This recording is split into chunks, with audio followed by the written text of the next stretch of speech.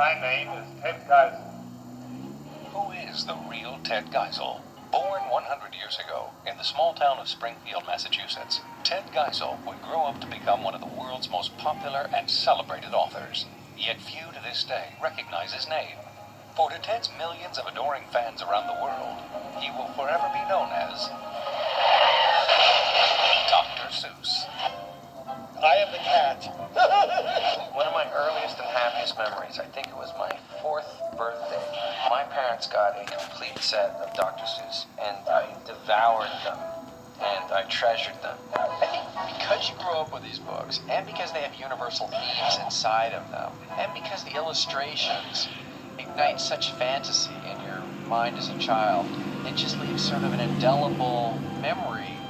My dad used to say, and it's important to remember that he published Eugene O'Neill and William Faulkner and John O'Hara and all kinds of other people, but he always used to say that Ted was the true genius of all of those people. Give me 5. 4.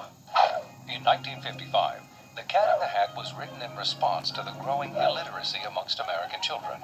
A publisher challenged Ted to write a book that kids could not put down, insisting the book be limited to a list of 225 words. Ted spent 2 years working and reworking the list. Finally, obviously, you know the answer.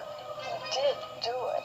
And it took off like a rocket.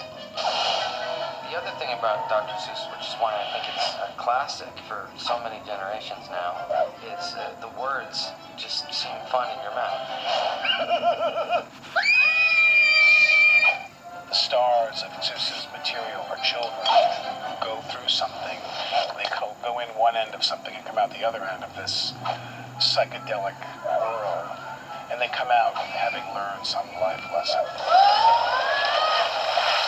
I'd have to say that The Cat in the Hat is my favorite book. You know, it's a great character you think is an anarchist at the beginning, and then you realize he's a teacher. And what he's teaching is balance. And underlying all that was the idea to make them love to read and go forth on their own. So with the real Ted Geisel, please stand up.